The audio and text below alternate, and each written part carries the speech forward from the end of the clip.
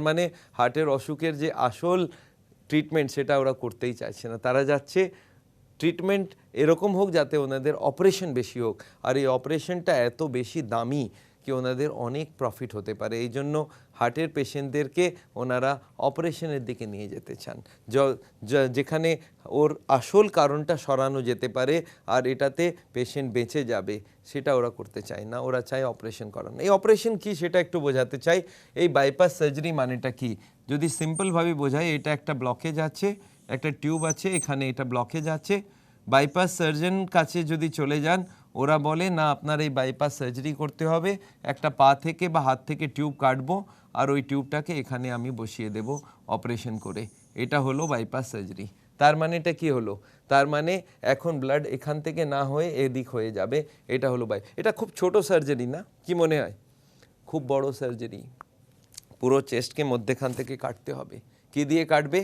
করাত দিয়ে। আপনি কখনো দেখেছেন একটা গোল করাত থাকে? আপনি কখনো বাড়িতে টাইলস চেঞ্জ করিয়েছেন? কখনো এই মার্বেল বগেরে লাগিয়েছেন? দেখবেন ওখানে একটা করাত থাকে গোল, ওখানে এটা লাগিয়ে গ্রর করে কাটা হলো।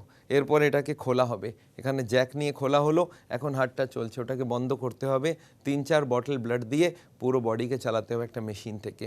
আর সেই সময়ে পা থেকে বা হাত থেকে বা বুক থেকে একটা টিউব কেটে হার্টে জোড়া হবে। এটা কোনো ছোট অপারেশন নাই। কত লোক মারা যায়, কত কমপ্লিকেশনে চলে যায়। আমি চাই এই অপারেশনটা যাতে লোকে অ্যাভয়েড করে। আর সবথেকে খারাপ কি জানেন তো, এই অপারেশনের পরে যে নতুন টিউবটা লাগানো হলো, এটা আর 40 বছর যাবে না, এটা খুব কম সময়ে বন্ধ হয়ে যায়। এটা ইউজুয়ালি দেখা যায় 1 বছর থেকে 10 বছর, অ্যাভারেজ 5 বছরের মধ্যে এই টিউবটা আবার ফেরত ব্লক করে ফেলে। তার মানে কার্ডিওলজিস্ট বলছেন কোনো অসুবিধা নেই, এখন আপনি আরেকটা অপারেশন করান, আবার আরেকবার প্রফিট আসবে। তার মানে কি, আপনি ব্লকেজ বাড়িয়ে যান আর আমরা অপারেশন করে যাব, এটা কোনো ভালো কথা নাই। আমি চাই হার্টের পেশেন্ট অপারেশন করাবে না। আরেকটা হলো অ্যাঞ্জিওপ্লাস্টি। সেটা আবার কি সেটাও একটু বুঝিয়ে দিই। এই যে রিং পরানোর ব্যাপারটা কি, এই একটা ব্লকেজ আছে ধরে নিন, এই টিউবে এই ব্লকেজ আছে, এই ব্লকেজটার মধ্যেখানে একটা ওরা অ্যাঞ্জিওগ্রাফির সময় একটা তার ঢোকান, ওই তারটাকে ওখানে রেখে ওরা বাইরে আসেন কি দেখুন আপনি যদি 2 লক্ষ 3 লক্ষ টাকা আরও দেবেন আমি একটা রিং পরিয়ে দেবো। ওটার মানে এটা কি, এই ব্লকেজটার ভেতর থেকে তারটাকে বার করা হবে, পেছন থেকে ধাক্কা দিয়ে বার করা। এখানে একটা বেলুন রাখা থাকে, বেলুন মানে আপনি বুঝতে পারবেন, এইখানে একটা বেলুন রাখা থাকে। আর এই ব্লকেজটাকে যদি এই বেলুনের ভেতরে যদি জল ঢুকিয়ে দেন তাহলে কি হবে, ব্লকেজটা এখান থেকে বেরিয়ে এই সাইডে চলে যাবে। এখন বেলুনটাকে জলটা বার করে তারটাকে বার করে নিল, আর এটা হলো বেলুনিং। কিন্তু এই বেলুনিং করার পরে আপনি বুঝতে পারছেন যে বেলুনটা বেরিয়ে যাবে, আবার ব্লকেজটা ফেরত আসবে। তখন ওনারা কি করেন, এই ব্লকেজের একটা রিং বসিয়ে দেন। এখানে এটা স্প্রিং একটা রিং, আপনি দেখবেন ডট পেনের ওপরে ভেতরে এরকম একটা রিং থাকে, এই রিংটাকে এখানে সেট করে দেওয়া হয়। আর এই রিংটা এখন ব্লকেজটাকে ফেরত আসতে দেবে না। এই যে রিংটার দাম কত হতে পারে আপনি ভাবতে পারেন? একটা ডট পেন 2 টাকা 5 টাকাতে পাওয়া যায়, এই রিংয়ের দাম কত হবে?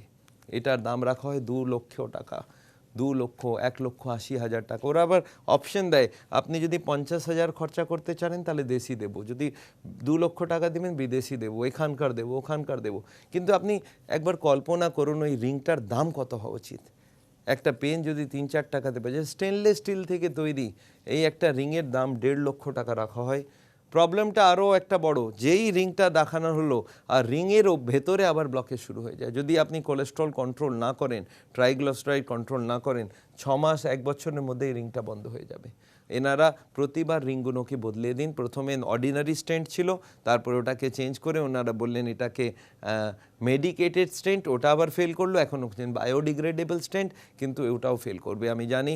কারণ কি, আসল ব্লকেজিং প্রসেসটাকে আপনি যদি না রোকেন তাহলে ব্লকেজ তো বাড়তেই থাকবে, একদিন হার্ট অ্যাটাক হবে। এই অ্যাঞ্জিওপ্লাস্টি করে আমার কাছে পেশেন্টরা আসে যারা 10টা অ্যাঞ্জিওপ্লাস্টি করেছে, 10 বার রিং পরিয়েছে, 12 বার রিং পরিয়েছে। বাইপাস সার্জারি করে লোকে আসে আবার ব্লকেজ করেছে। সবথেকে খারাপ কি জানেন তো, বাইপাস বা অ্যাঞ্জিওপ্লাস্টির পরেও ওনারা বোঝান না কি করে ব্লকেজটাকে রোকা যেতে পারে। আমার মনে হয় যদি লাইফস্টাইলই বদলতে হয়, যদি খাবারই বদলতে হয়, যদি এক্সারসাইজ করতে হয়, তাহলে এই রিং পরাবার আগেই করা উচিত, বাইপাসের আগে করা উচিত। আর আনফর্চুনেটলি যারা বাইপাস অ্যাঞ্জিওপ্লাস্টি করে ফেলেছে তাদেরকে আমরা বলি এখন আবার শুরু করুন, নাহলে আগে গিয়ে হার্ট অ্যাটাক হবে, আগে গিয়ে আবার রিং পরাতে হবে। কতবার রিং পরাবেন? আমার মনে হয় প্রতিটা হার্টের পেশেন্টের এই নলেজটা থাকা উচিত। এখন আমাকে লোকে বলে, স্যার তাহলে আমি যদি এইসব করি তাহলে কি ব্লকেজ আর বাড়বে না? না, ব্লকেজ বাড়বেও না, আর ব্লকেজটা ধীরে ধীরে কম হয়ে যাবে। স্যার কত স্পিডে কম হবে? আমি যদি কখনো কখনো এদিক ওদিক রুল ভেঙে দিই তাহলে ব্লকেজ অত তাড়াতাড়ি কম হবে না, রুকে থাকলেও হার্ট অ্যাটাকের চান্স কমে যাবে। স্যার ওষুধ কি দিতে পারেন? আমি আপনাকে এটাও বোঝাতে চাই, হার্টের পেশেন্টদেরকে আমরা ওষুধ দিয়ে আরাম করিয়ে দিতে পারি। এই ওষুধের নাম আপনি জানেন কীরকম? এই একটা টিউব আছে, এই টিউবটাকে এখানে ব্লক করা হলো। এখন দেখা যাক ওষুধ কি দেওয়া যেতে পারে। একটা হার্টের পেশেন্টদের আমরা ওষুধ দিই, এটাকে বলে নাইট্রেট। ওটাতে কি হলো? ওষুধটা দেওয়ার সঙ্গে সঙ্গে টিউবটা চওড়া হয়ে গেল। চওড়া হয়ে গেলে কি হলো? ব্লকেজ তো সেম থাকলো, ব্লাড যাওয়ার রাস্তাটা ডবল হয়ে গেল। এই যে ডবল হয়ে গেল, এতে কি হবে? পেশেন্টের কষ্টটা হবে না। আপনি শুনেছেন একটা স্প্রে থাকে হার্টের পেশেন্ট দেওয়া হয়, এখানে জিভের তলায় দিলে সঙ্গে সঙ্গে ব্যথাটা কমে যায়। এটা কি? এটা ওই ওষুধ যেটাকে বলা হয় নাইট্রেট গ্রুপ। এটা দিলেই টিউবটা একটু চড়া হয়ে গেল, পেশেন্ট কষ্ট পায় না। এই ওষুধটা প্রতিদিন খেতে থাকলে পেশেন্টের কষ্ট হবে না। কিন্তু আমি হার্টের পেশেন্টকে ওষুধ দিতে তৈরি আছি। এর সঙ্গে একটা ব্লাড পাতলা করার ওষুধ দেওয়া হয়, এটার সঙ্গে হার্টকে স্লো করার ওষুধ দেওয়া হয়, এর সঙ্গে কোলেস্ট্রল কম করার ওষুধ দেওয়া যেতে পারে, ট্রাইগ্লিসারাইড কম করার ওষুধ দিতে পারি। আমি হার্টের পেশেন্টদেরকে বলি আমি ওষুধ দিতে রেডি আছি, নো প্রবলেমস। আমি ইন্ডিয়াতে এতজনকে আমি ওষুধ দিয়ে রেখেছি। আমাদের যে সাউল সেন্টার আছে তাদের ডাক্তাররা আছেন, তাতে কার্ডিওলজিস্ট আছেন, ওনারা ওষুধ দেবেন, আমাদের দিক থেকে ওষুধ দেওয়া হবে। কিন্তু ওষুধের সঙ্গে সঙ্গে আমরা চাই তারা পেশেন্টরা নিজের লাইফস্টাইলটাকে বদলে দিক। আর লাইফস্টাইল যদি বদলে দেয় তাহলে অপারেশন করার কোনো দরকার নেই, আর আমাদের ট্রিটমেন্টে এমনিতেই ঠিক হয়ে যাবে পেশেন্ট, আর ওর হার্ট অ্যাটাক হবার চান্স একদম শেষ। তাহলে ওষুধ, বাইপাস, অ্যাঞ্জিওপ্লাস্টি, এই তিনটে ট্রিটমেন্ট নিয়ে আজকাল মেডিকেল সিস্টেম চলছে। মেনলি হাসপাতাল চালায় বাইপাস, অ্যাঞ্জিওপ্লাস্টি। আমি চাই ওষুধ নিন, তার সঙ্গে লাইফস্টাইল বদলান, আর হার্টের অসুখটা হবে না। হার্টের অসুখটাকে কম করা যেতে পারে। যদি আপনি হার্টের অসুখটাকে কম করে দিন তাহলে কোনো কষ্ট হবে না। কখনো কখনো আমাকে পেশেন্ট বলে, স্যার আমি শুনেছি একটা ব্লকেজ হয় যেটা হার্ট অ্যাটাক করলে মাইনর হার্ট অ্যাটাক হয়, একটাতে মেজর হার্ট অ্যাটাক হয়, একটাতে ম্যাসিভ হার্ট অ্যাটাক হয়। তিনটের মধ্যে ডিফারেন্স কী আছে এটাও আমি আপনাকে বোঝাতে চাই। ধরে নিন এই একটা টিউব আছে, ব্লকেজ যদি এখানে হয় আর হার্ট অ্যাটাকটা হয়ে যায় তাহলে এটাকে বলবো মাইনর হার্ট অ্যাটাক, কারণ কি এতটা এরিয়া মারা পড়বে। আর যদি ব্লকেজ এখানে হয় ওপরের দিকে তাহলে এটাকে মেজর হার্ট অ্যাটাক বলবো। আর যদি ব্লকেজ এখানে হয় তাহলে ম্যাসিভ হার্ট অ্যাটাক, পেশেন্ট মারা যাবে, হাসপাতালও পৌঁছবে না। তো যে পেশেন্ট আমার কাছে আসে এই ছোটো ছোটো ব্লকেজ নিয়ে, তাকে তো আমি বলি লাইফস্টাইল আর ওষুধ নিয়ে চালান আর আপনার ব্লকেজটাকে রিভার্স করান। কিন্তু যারা একদম ওপরের দিকে ব্লকেজ নিয়ে আসে, যাদের সিরিয়াস ব্লকেজ, যাতে মারা যাবার চান্স আছে, তাদেরকে আমরা বলি আপনারা আরও দুটো ট্রিটমেন্ট করাতে পারেন। একটার নাম হলো ন্যাচুরাল বাইপাস, এটাকে আমরা বলি ইসিপি ট্রিটমেন্ট। আজকাল লেটেস্ট টেকনোলজি এসে গিয়েছে আমেরিকা থেকে। এই ইসিজি ট্রিটমেন্টে কি করা হয়, একটা মেশিন থেকে হার্টের ভেতরে নতুন টিউব খুলে দেওয়া যায়। নতুন টিউব একটু বুঝিয়ে বলি আপনাকে।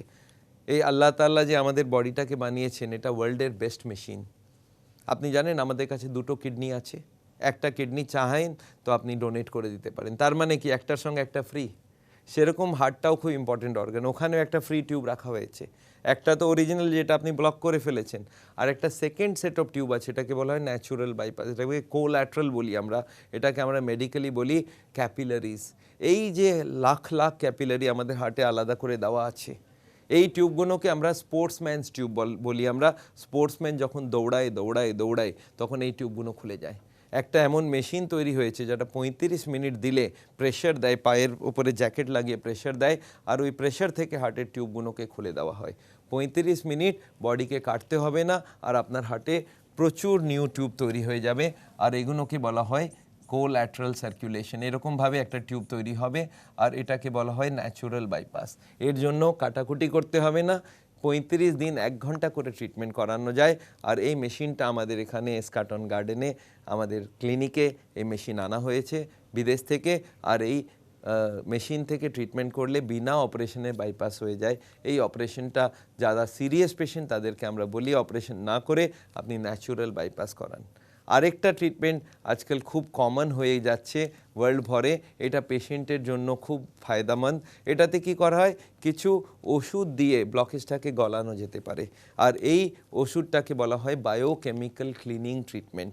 তার মানে কি, কিছু বায়োকেমিক্যাল কিছু ওষুধ এমন দেওয়া হয় যেটা হার্টের ফায়দা করে দেয়, ব্লকেজটাকে কম করে দেয়। এই ওষুধটা যদি ড্রিপ লাগিয়ে দেওয়া হয় তাহলে এই ব্লকেজটাকে 5-10% উইথড্র করে দেয়।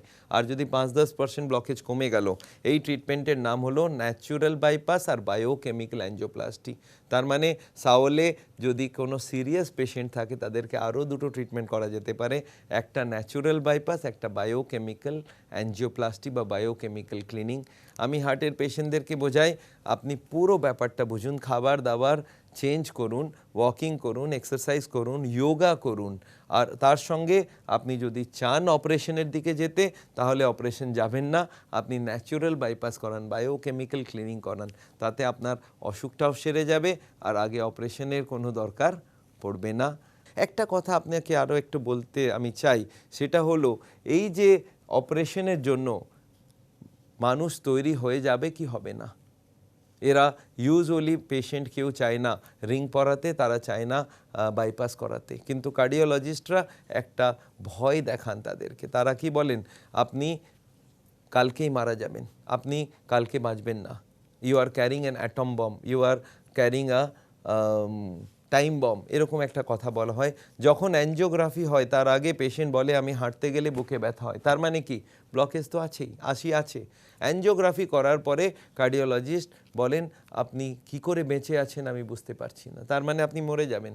আচ্ছা মরে কেন যাব, হার্ট অ্যাটাক হলে মারা যাবে, কিন্তু হার্ট অ্যাটাক কবে হবে, না 2 মিনিট বাকি আছে, আপনি বাড়ি যাবেন তার আগে রাস্তাতে মারা যাবেন, এরকম একটা ভয় দেখানো হয়।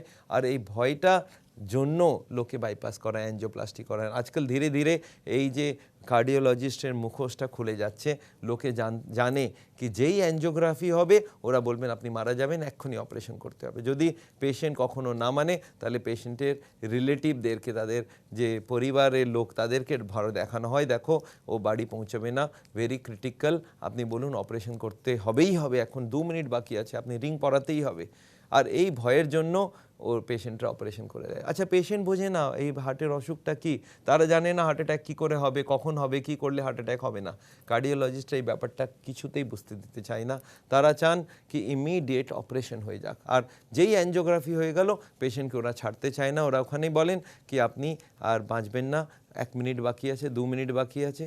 আমার এক পেশেন্ট সে বললো স্যার, আমার মনে আছে ইন্ডিয়াতে একটা ইনসিডেন্ট হলো, ওকে এরকম বলা হয়েছিল, ও বলল স্যার আমার কাছে টাকা পয়সা নেই, তখন ওরা বললেন ঠিক আছে আপনি বাড়ি চলে যান। তারপরে আবার জিজ্ঞাসা করলো কতদিনে টাকা জোগাড় হবে, বলে 2 মাস, বলে ঠিক আছে 2 মাস পরে হার্ট অ্যাটাক হবে। তার মানে বুঝতে পারছেন হার্ট অ্যাটাকটাকে ওনারা ভয় দেখিয়ে করেন, যদি টাকা পয়সা নেই তাহলে হার্ট অ্যাটাকের কোনো চান্স থাকবে না, এরকম একটা বানানো হয়েছে।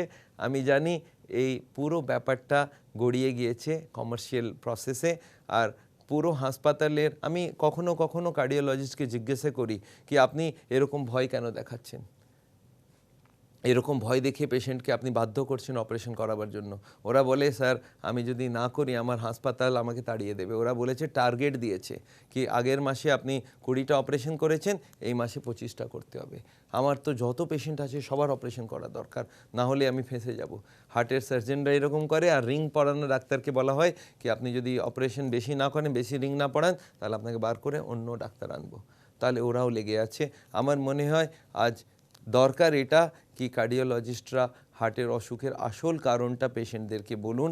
আর পেশেন্টরা যদি এই ব্যাপারটা পুরো ভালোভাবে জানতে পারে তাহলে ওরা নিশ্চয়ই চেষ্টা করবে কি বিনা তেলে রান্না খাবে, তারা নিশ্চয়ই অ্যানিমাল ফুড বাদ দেবে, তারা নিশ্চয়ই দুধটাকে সর তুলে খাবে, তারা নিশ্চয়ই ফল ফুল খাবে, এক্সারসাইজ করবে, যোগা করবে, ওয়াকিং করবে। আর এগুলো যদি করে তাহলে হার্টের অসুখ হবেও না, আর যাদের হয়ে গেছে তাদের রিভার্স করা যেতে পারে। আমার মনে হয় আপনি পুরো ব্যাপারটাকে বুঝতে পেরেছেন। আর হার্টের অসুখে কি করা উচিত পুরো ব্যাপারটা আপনার কাছে পুরো ক্লিয়ার হয়ে গিয়েছে। আমি চাই আপনারা সুস্থ থাকুন, আপনারা এভাবে চলুন যাতে সাওলের জীবনযাপন করুন, আপনারা এভাবে চলুন যাতে ব্লকেজটাকে বাড়তে না দিন, ব্লকেজটাকে রিভার্স করুন। আর এই জিনিসটা যদি আপনি ফলো করেন, কখনো হার্ট অ্যাটাক হবে না, রিং পরাতে হবে না, বাইপাস সার্জারি করতে হবে না। আমি চাই আপনারা সুস্থ থাকুন, ভালো থাকুন। আল্লাহ হাফেজ।